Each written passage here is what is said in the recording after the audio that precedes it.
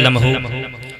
آئیے اب اس کے بعد ہم پھر تقریر پیش کرنے کے لیے عزیزم حافظ محمد سیف صلی اللہ علیہ وسلم کو دعوت دیتے ہیں کہ تشریف لائیں اور تقریر پیش کریں۔ نحمده ونصلي على رسوله الكريم عما بعد قال النبي صلى الله عليه وسلم أعوذ بالله من الشيطان الرجيم بسم الله الرحمن الرحيم وأنتم الأعلون إن كنتم مؤمنين صدق الله العظيم۔ شور ہے ہو گئے دنیا سے مسلمان نابود، شور ہے ہو گئے دنیا سے مسلمان نابود، ہم تو کہتے ہیں کہ تھے بھی کہیں مسلم موجود، کہ وضع میں تم ہو نصارا تو تمدن میں ہنود، یہ مسلمان ہیں جنہیں دیکھ کے شرمائے یہود، یوں تو کہنے کو تو سید بھی ہو مرزا بھی ہو افغان بھی ہو، یوں تو کہنے کو سید بھی ہو مرزا بھی ہو افغان بھی ہو، تم سبھی کچھ ہو بتاؤ تم مسلمان بھی ہو۔ میرے محترم دوستوں، قرآن کریم میں اللہ تبارک و تعالی ارشاد فرماتے ہیں وَأَنْتُمُ الْأَعْلَوْنَ إِن كُنتُم مُؤْمِنِينَ، کہ تم ہی سربلند رہو گے بشرطِ تم سچے پکے مسلمان ہو۔ مگر یہ مت سوچنا کہ اللہ تعالیٰ نے قرآن کریم میں کہہ دیا وَأَنْتُمُ الْأَعْلَوْنَ، ہم ہی سربلند رہیں گے، مگر ہم پہ ظلم ہو رہا ہے، ہمیں ستایا جا رہا ہے، ہمارے گھڑوں کو توڑا جا رہا ہے۔ آگے بھی اللہ تعالیٰ نے فرمایا ہے إِن كُنتُم مُؤْمِنِينَ، بشرطِ تم سچے پکے مسلمان ہو۔ مگر مسلمانوں کی موجودہ صورتحال انتہائی افسوسناک اور ناقابل تحریر ہے کہ ہر جگہ مسلمان ظلم و زیادتی، خوف و دہشت، قتل و فساد، جبر و تشدد، ذلت اور پستی کے شکار ہیں۔ کہیں داڑھی رکھنے پر پابندی ہے تو کہیں اذان پر پابندی ہے، کہیں مسجد مدرسوں کی تعمیر پر پابندی ہے تو کہیں اسلامی فنکشن پر پابندی ہے، کہیں اسلامی اداروں پر پابندی ہے تو کہیں حجاب پر پابندی ہے۔ گویا کہ ہم اپنی پستی کی وجہ سے چہاردانگ عالم میں مظلوم و مقہور ہیں۔ آج سے چند سالوں پہلے، آج سے پہلے ہماری اپنی الگ شان و شوکت، اپنی الگ بے مثال زندگی، اپنا الگ ایک خاص امتیاز تھا۔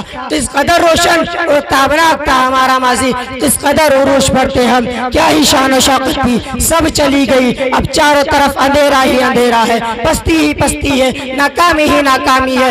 آخر اس کی وجہ کیا ہے؟ اگر ہم اس کے اسباب پر غور کریں تو بہت سارے اسباب نظر آتے ہیں، جن میں پہلا سبب یہ ہے کہ ہم نے قرآن کریم کو چھوڑ دیا، اس کو بھلا دیا، اس کی عظمت ہمارے دلوں سے نکل گئی، جبکہ قرآن کریم ہمارا دست و حیات ہے۔ قرآن کریم کے بغیر مسلمان ایسے ہیں جیسے پانی کے بغیر مچھلی ہوتی ہے۔ یاد رکھو، جب تک ہم قرآن کریم کو مضبوطی سے نہیں پکڑیں گے، اس کے بنائے ہوئے طریقے پر نہیں چلیں گے، اس کی عظمت اپنے دلوں میں نہیں بٹھائیں گے، تب تک ہم ذلت اور پستی کے غار سے نہیں نکل سکتے۔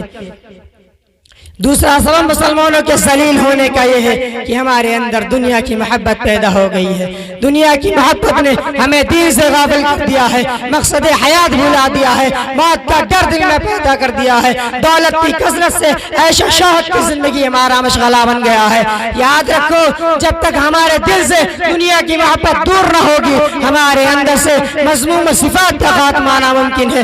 ایک صحابی حضرت صعبان رضی اللہ تعالی عنہ ارشاد فرماتے ہیں قریب ہے وہ دن دیگر قومیں تم پر ایسے ہی ٹوٹ پڑیں گی جیسے کھانے والے پیالوں پر ٹوٹ پڑتی ہیں۔ تو ایک کہنے والے نے کہا اس وقت ہم بہت کم ہوں گے۔ آپ صلی اللہ علیہ وسلم نے ارشاد فرمایا نہیں، بلکہ اس وقت تم بہت ہوگے، مگر تم ایک سیلاب کی جھاگ کے مانند ہوگے۔ اللہ تعالیٰ تمہارے دشمنوں کے دلوں سے تمہارا خوف نکال دے گا، تمہارے دلوں میں وہن ڈال دے گا۔